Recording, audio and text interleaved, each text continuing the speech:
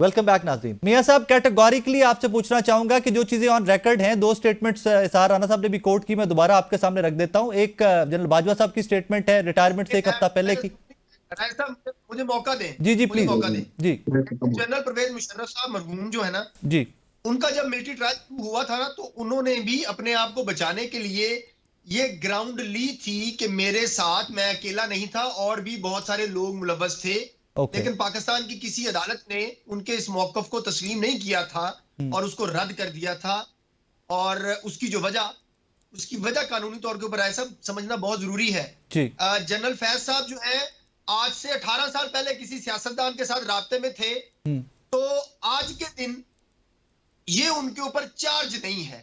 आपने जनरल फैज के खिलाफ जो मौजूदा चार्ज है, इस दिन से है, उस दिन से आपने उसको लेके आगे प्रोसीड करना। उससे पहले कोई ABCD करता था या उसने किया, वो उसके साथ मुलव्वस है, चाहे वो कोई भी है। मैं गुजारिश ये पहले भी आपको की जी, जो पाकिस्तान आर्मी एक्ट की सेक्शन 33 है ना, वो लॉ ऑफ कमांड की डिसओबीडियंस को एलेबोरेट करती है। वो डिसओबीडियंस जहां से जब से शुरू हुई, वहां से उनके ऊपर चार्ज और इल्जाम जो है वो शुरू होना है। 2019 का कोई लेना देना नहीं होगा। उससे पहले वो क्या करते रहे? अगर तो वो उनके ऊपर चार्ज नहीं है तो उनसे कोई पूछताछ नहीं होगी।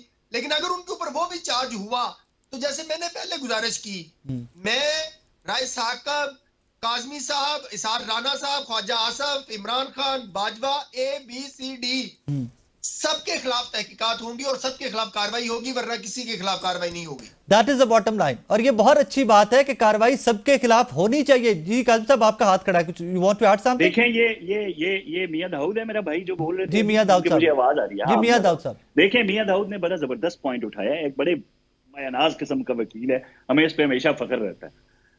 जो फख्र तो हमें भी है। आप देखें, जो ऑफिशियल सीक्रेट एक्ट की बात कर रहे हैं ना, आई कुड बी रॉन्ग, लेकिन जो मैंने पढ़ा है अब तक कि आप गलत इंटेंशंस के साथ ना आर्मी की इमलाक की तरफ पेशकदमी, वो भी ऑफिशियल सीक्रेट एक्ट के तहत आती है।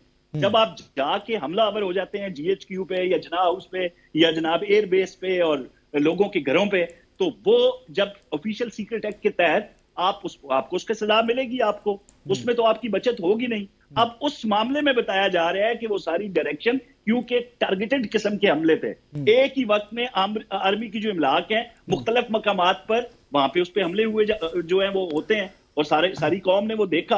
अब ऐसी सिचुएशन के अंदर ये इल्जाम लग रहा था फैज हमीद पे कि वो बराबर शरीक है और एक किस्म की उस वक्त के सिपाही सालार के खिलाफ बगावत थी।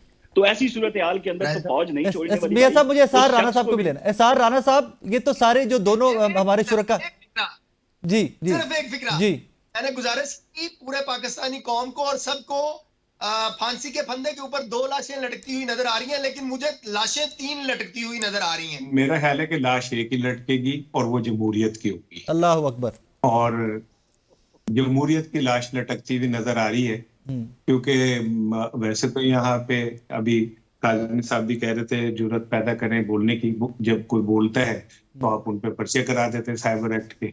तो इस दौर में फिर भी अगर कोई बात कर लेता है तो ये बड़ी बात है।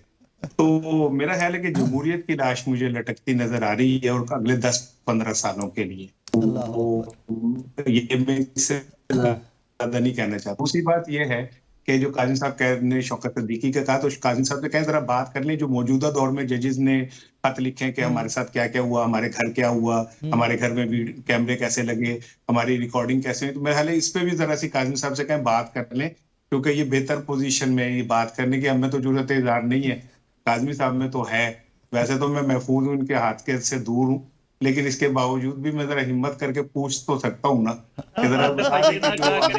नहीं सर, उन्होंने ऑन रिकॉर्ड यू हाथ बांध दिए। सर साहब उन्होंने बाकायदा हाथ बांध दिए काजमी साहब ने, दोनों ऑन कैमरा। मेरे भाई ऐसे ना करें। अच्छा काजमी साहब, ऑनेस्टली स्पीकिंग, जाते जाते इस सेगमेंट, जी सर साहब प्लीज कंप्लीट कर लीजिए। मैं कह रहा हूँ काजी साहब हमारे भाई है और मुझे इन पे एक पक्का यकीन है कि बस ये इनके पास, मैं तो ब्लैक बेल्ट भी नहीं हूँ, लेकिन फिर भी मुझ पे करम करेंगे। लेकिन मैं ये जाती तौर पे समझता हूँ कि जो कुछ भी हो रहा है, बीइंग एक पाकिस्तानी, मेरी राय ये है, दाऊद की बात से मैं बिल्कुल एग्री हूँ। खुदा की कसम, जो लोग जिम्मेदार है ना, उन्हें फांसी लगा दे, कोई भी है, जी, ऐसे मैं तैयार हूं इस बात के लिए, लेकिन एक दफा ये दरवाजा बंद होना चाहिए। ये नहीं होना चाहिए कि मुझे कहा जाए कि मैंने गलत किया और जो मुझे कह रहा है उससे हम कुछ नहीं कह सकते। तो ऐसा नहीं होना चाहिए। मैं ये समझता हूँ कि अगर दरवाजे बंद होने हैं तो बिल्कुल बंद होने चाहिए। हमेशा के लिए। जमहूरी सियासतदानों को आपस में सरफटोल करनी चाहिए, इसी में से रास्ते निकालने चाहिए। किसी को बीच में मुदाखलत नहीं करनी चाहिए, किसी को नहीं आना चाहिए। अब पहले भी, अब भी और आइंदा भी। काज़मी साहब, जाते जाते एक सवाल मैं आपके सामने रखना चाहूंगा। मुज़ाकरात, अब तो पाकिस्तान तहरीक इंसाफ ने आज ऑन फ्लोर ऑफ असेंबली कहा कि हम हुकूमत से भी, बाकी जमातों से भी मुज़ाकरात के लिए रेडी हैं।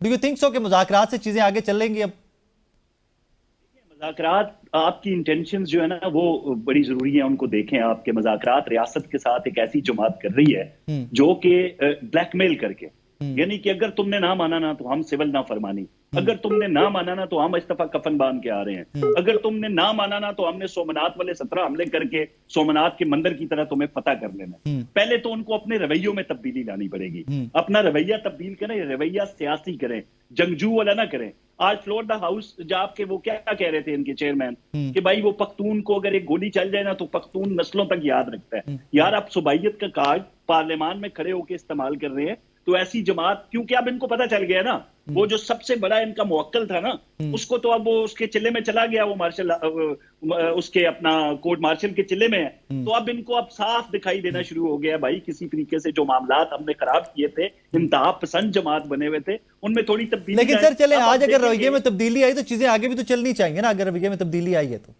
ब्लैकमेलिंग तो वही है ना, ब्लैकमेलिंग तो वही है भाई। फलां डेट तक अगर ये ना हुआ तो हम ये कर देंगे। रियासत इस तरह अगर ब्लैकमेल होना शुरू हो जाए ना जत्थों के हाथ से, फिर आइंदा हर जत्था उठ के यही करेगा। मियां दाऊद साहब, काज़मी निसार राना साहब, आप तमाम मेहमानों का बहुत शुक्रिया। नाज़रीन, आज के शो में हमने कुछ एस्पेक्ट्स डिस्कस करने की कोशिश की कि जहां पर तहरीक इंसाफ के रवैये में कुछ लचक है, क्या हुकूमती बेंचेस या हुकूमत की जानिब से भी मामलात आगे बढ़ेंगे। मुझे बहुत अच्छा लगा आज़म नज़ीर तारड़ साहब की स्टेटमेंट के आज उन्होंने अप्रिशिएट किया कि अपोजिशन लीडर असेंबली के फ्लोर पे खड़े होकर मामलात को आगे लेकर चलने की बात कर रहे हैं। बट ऑब्वियसली इसमें कुछ कबाहतें या कुछ जो कह लीजिए ना कि इररेलेवेंट चीज़ें साथ शामिल होंगी इस सारी इंगेजमेंट के अंदर।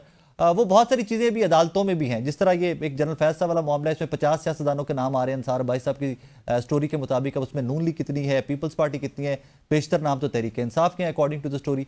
सो अभी बहुत सारी चीज़ें हैं जो इन डेज टू कम डेवलप होंगी। बट मेरा मुद्दा हमेशा की तरह आज भी सिर्फ और सिर्फ एक है, हो वो जो आपके मेरे मुल्क, इस कौम के फ्यूचर के लिए बेहतर हो। प्रेजेंट या पास्ट में जो हमारा हाल हो चुका है, इससे बेहतरी की जानिब कदम उठाना ही, और वो आई थिंक वो कदम सिर्फ और सिर्फ जमहूरियत की जानिब हो तो ही चीज़ें बेहतर हो सकती हैं। वरना बहुत सारे मॉडल तो पाकिस्तान की तारीख में, पाकिस्तान के माजी में इंप्लीमेंट किए गए और उसके बाद क्या हुआ इस मुल्क और कौम के साथ, वो आपके मेरे सामने।